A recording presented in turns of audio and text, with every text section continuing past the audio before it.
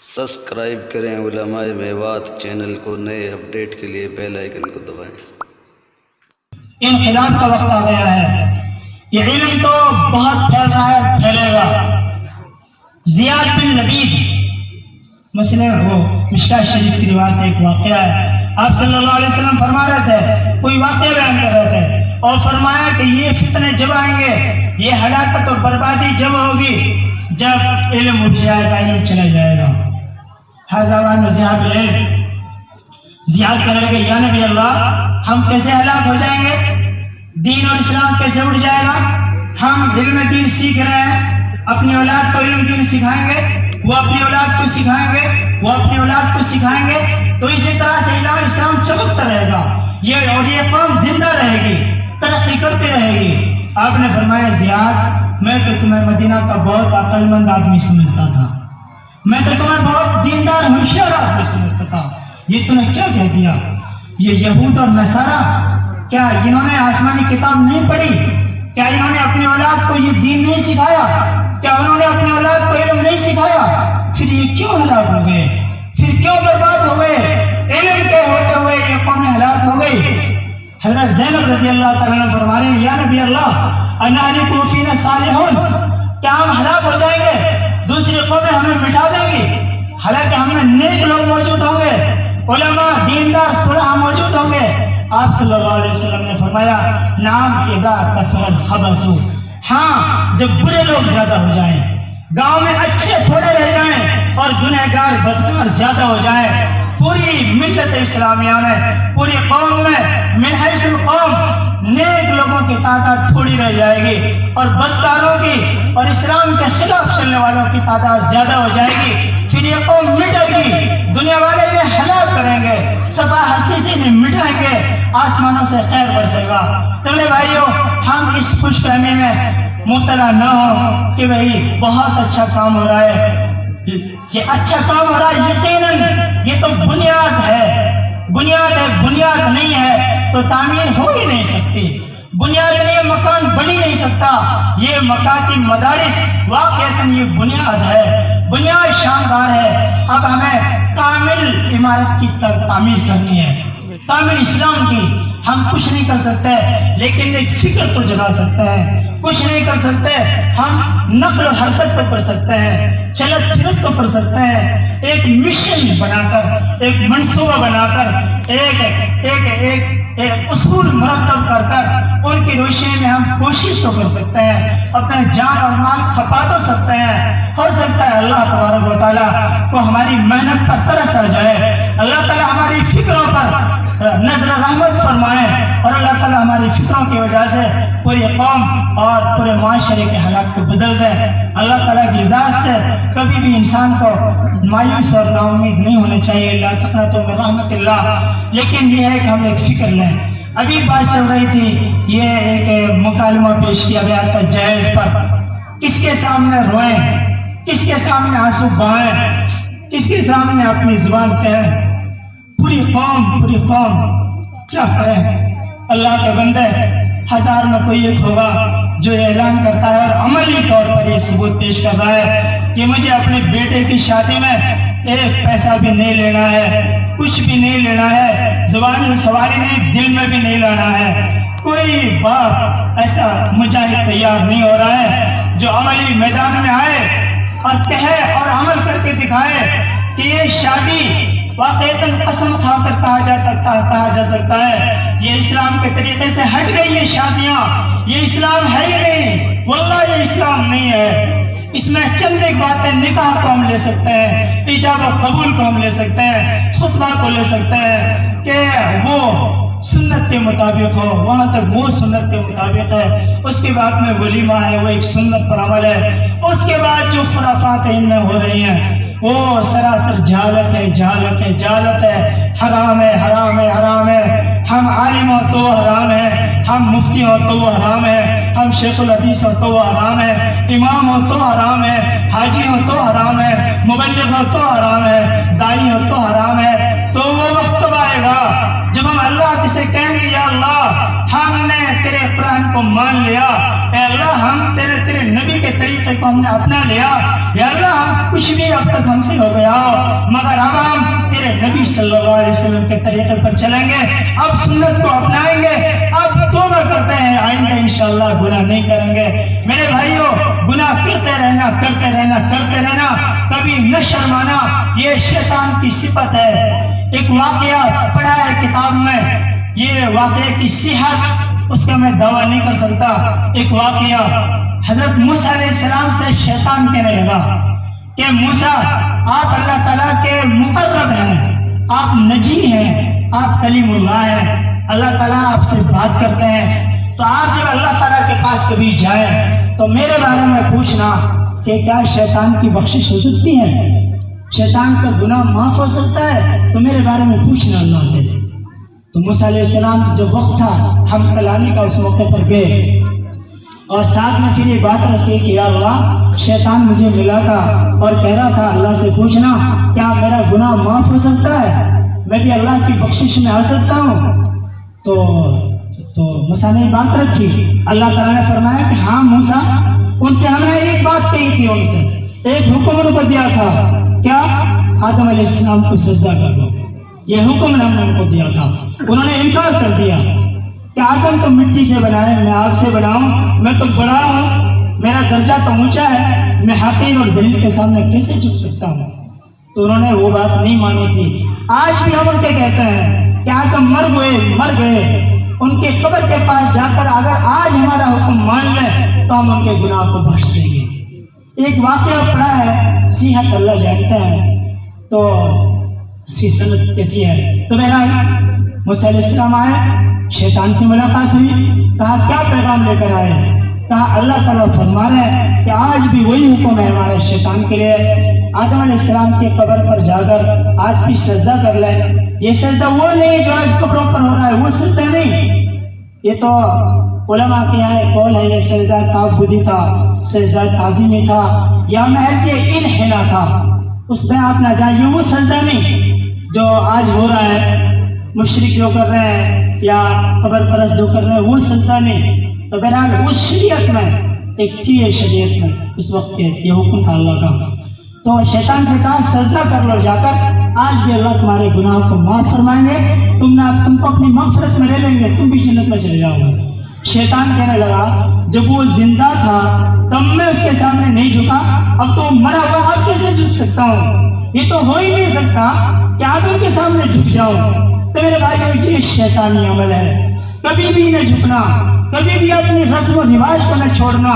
کوئی بھی واضح نصیحت ہمارے سامنے آئے، اللہ کا پیغام آئے، مگر اپنے رسم کو نہیں چھوڑیں گے، سب کچھ سنیں گے مگر رہیں گے وہیں پر، اپنی بیاہ شادیوں کا طریقہ نہیں بدلیں گے۔ تو یہ کس کا پھیل رہا؟ یہ شیطان کا پھیل رہا۔ ہم کس صف میں جا رہے ہیں؟ پھر ہم شیطان کی صف میں جا رہے ہیں، اور شیطان جنات نہیں ہوتا ہے، شیطان انسان بھی ہوتے ہیں۔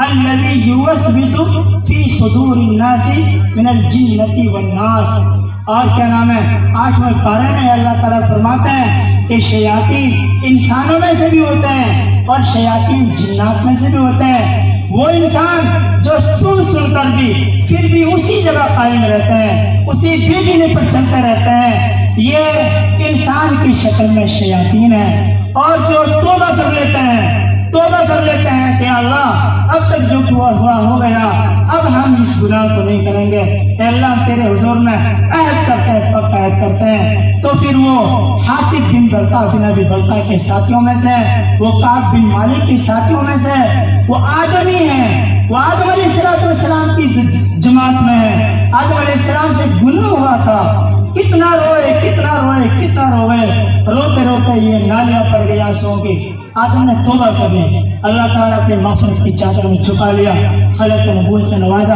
تو میرے بھائیوں، ہمارے اندر بہت ساری خوبیاں بھی ہیں، کمالات بھی ہیں، لیکن اللہ کے بندو یہ خرافات یہ کب چھوڑیں گے؟ شادیوں میں یہ کیا نام ہے، یہ ڈی جے آنے لگ گئے، ڈی جے ناچ رہے ہیں، گا رہے ہیں۔ ہم نے اپنی آنکھوں سے 18 اور 20-22 سال کی لڑکیوں کو دوپہر کی 12 بجے، 1 بجے، 2 بجے لڑکوں کے ساتھ میں اپنے علاقے میں دن میں 12 بجے میں لڑکے اور لڑکیوں کو ناچتے دیکھا اپنی آنکھوں سے، مسلمان نوجوان لڑکیوں کو. اور آپ نے بہت دیکھا ہوگا بوڑھی بوڑھی عورتیں بھی ناشے آنے لگی. یہ کیا ہو رہا ہے؟ اللہ کے قہر کو کیوں دعوت دی جا رہی ہے؟ ہم وقت کی آنکھوں کو نہیں پہچان رہے ہیں. یہ زمانہ کروٹ بدل رہا ہے، ہم اس کو نہیں دیکھ رہے ہیں. کیا سازشیں ہمارے خلاف ہو رہی ہیں صفا ہستی سے مٹانے کے لیے. ہاں ایک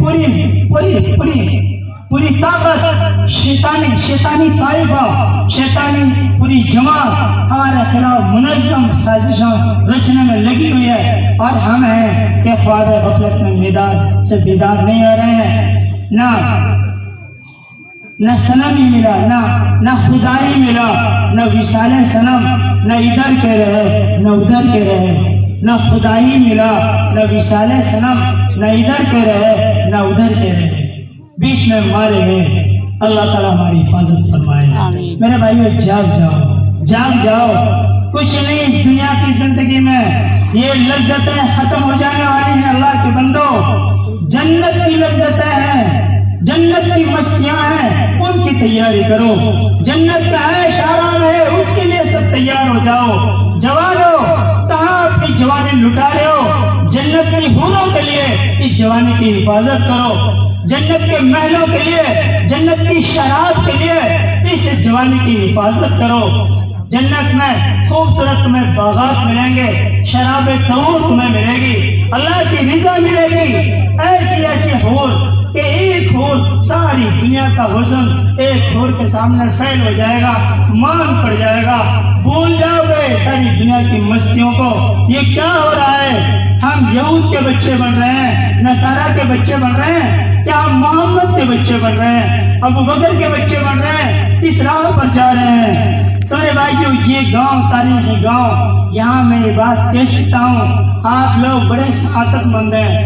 آپ لوگوں نے تاریخ مرتب کی ہے. میں امید کر سکتا ہوں ابھی مفتی منصور صاحب کیا کریں، کوئی بھی گاؤں پورا گاؤں تیار نہیں ہو رہا. انشاءاللہ ہم تاریخ قائم کریں گے.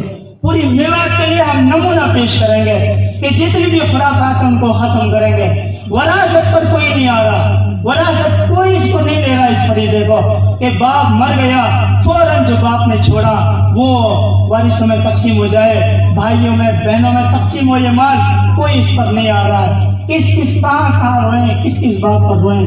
تو کوئی تو دعا کی نیت کرے کہ ان علماء کرام سے ہم روشنی حاصل کریں گے، ان کو راہبر بنا کر انشاءاللہ ہم جو خرافات بددینی بے حیائی ہے اس کے لیے آخری حد تک ہم انشاءاللہ قربانی پیش کریں گے انشاءاللہ. تو میں آپ حضرات سے امید کر سکتا ہوں انشاءاللہ ہاں ایک مشن بنا کر محنت کریں گے.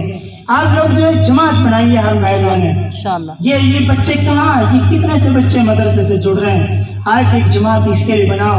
آپ جو ہے مسجد کی آبادی کے لیے تو جماعت ہے، اور 2.5 گھنٹے کی ملاقات کے لیے تو جماعت ہے.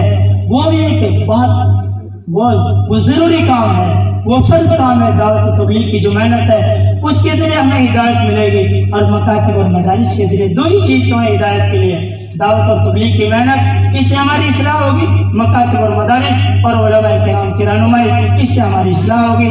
تو اس کے لیے ایک جماعت بنے ہر محلے میں کہ 100% بچے مکتب سے جڑیں. وہ جماعت روزانہ بیٹھ کرے، ان کا یہی وظیفہ ہو. ہر گھر پر جائیں اور جو محلہ کا جو مکتب ہے ان کے پاس پورے بچوں کی لسٹ ہے. اس گھر میں اتنے بچے، اس گھر میں اتنے بچے، اس گھر میں اتنے بچے، کون آ رہے کون نہیں آ رہے. اس جماعت کو وہ اپنی رپورٹ ہے، اس گھر کا بچہ نہیں آ رہا، اس گھر کا بچہ نہیں آ رہا. اس کے لیے ایک جماعت ہونی چاہیے ہر محلے میں. ایک جماعت اس کے لیے ہو کہ اسکول میں کون بچے جا رہے ہیں کون نہیں جا رہے، وہ بھی لازمی ہے. پھر اسکول سے پڑھ کر آ کر پھر یہ مکتب میں آ رہے ہیں کہ نہیں، ایک فکر ہونی چاہیے. جو لڑکے اولس کاٹ رہے ہیں، ٹٹلو کاٹ رہے ہیں، شراب پی رہے ہیں، ایک جماعت اس کے لیے خاص ہو. وہ انہیں لوگوں پر محنت کرے، انہیں نوجوانوں پر، ان کے لیے تشکیل کرے، 3 دن کے لیے ان کو نکالے، اور جو خرافات میں ان سے ان کو اللہ کا خوف دلائے، اور ان کو خیر کی طرف ان کو مائل کرے، اور ان کو حلال روزگار کے لیے مشورہ دے. اصل کیا ہے، روزگار نہیں ہے، اس لیے بھٹک رہے ہیں. ہم نے بڑا غلط کام کیا ہے، روزگار کے مواقع فراہم نہیں کیے. ہم ان پر ان کو بددعا تو دیتے ہیں نوجوانوں کو، نوجوان کٹلو کا میں کاٹ رہے ہیں، اولیکس کاٹ رہے ہیں، مگر یہ جو قوم کے مقتدی ہیں، قوم کے سیاستدان ہیں، انہوں نے اچھے کالج نہیں بنائے، یونیورسٹیاں انہوں نے نہیں بنائی۔ اگر بچوں کو 100% ہم کالجوں میں پڑھاتے، اسلامی کالجوں میں، اسلامی یونیورسٹیوں میں، اور ان کو اسلامی رنگ میں رنگتے، اسلامی تعلیمات سے ان کو آگاہ کرتے، ان کے عقائد کو اسلامی عقائد بناتے، تو پھر یہ اولیکس اور کٹلوں میں نہ جاتے، یہ کوئی جج بنتا، کوئی کلیکٹر بنتا، اور کوئی ایس پی اور ڈی ایس پی بنتا، اور یہ اسلام اور ملک کے خادم بنتے انشاءاللہ۔ پھر یہ حرام غذا کی طرف مائل نہ ہوتے، یہ حلال روزی بھی حاصل کرتے، اور یہ قوم کے بھی خادم بنتے، اور انشاءاللہ یہ دین کے اشاعت کے ذریعہ بنتے۔ تو ایک جماعت ان جوانے کے لیے ہو خالص، انہیں پر اس کی محنت ہونی چاہیے۔ تو بہت سارے شعبے اصلاح کے، بیاہ شادیاں گاؤں میں ہوتی ہے، ایک جماعت اسی کے لیے خاص ہو۔ لڑکی والا ہے، اس کے گھر پہلے سے شروع کر دیں رابطہ، لڑکا والا کوئی شادی والا، اس سے رابطے شروع کر دیں، پہلے سے اس کا ذہن بنائے کہ میرے بھائی تم ایک دین کا کام کر رہے ہو، اللہ کا فریضہ ادا کر رہے ہو، تو اس میں یہ خرافات چل رہی ہیں، بھئی یہ ناجائز ہے، حرام ہے، اللہ کے بندے تم یہ عہد کرو انشاءاللہ، اے مولوی صاحب آپ جو بتائیں گے شروع سے آخر تک ہم ایسی شادی کریں گے۔ بیٹا والا بھی ہر رسم سے بچے، بیٹی والا بھی ہر رسم سے بچے، اس کے لیے بھی ایک جماعت ہونی چاہیے۔ اللہ کے بندوں کوشش تو کر لو، کوشش تو کر لو، انشاءاللہ پھر بچ جائیں گے۔ اللہ پھر ہماری پکڑ نہیں کرے گا آخرت میں، کیوں ہم نے محنت کی، کوشش کی، اللہ کے سامنے رویا۔ اللہ تبارک و تعالیٰ ہم سب کو 100% اسلام پر قائم و دائم رہنے کی توفیق نصیب فرمائے۔ اسلام کے تعمیر اور ترقی کے لیے ہمیں سب کچھ قربان کرنے کے اللہ تعالیٰ توفیق نصیب فرمائے۔ وآخر دعوانا الحمدللہ۔ جزاک اللہ۔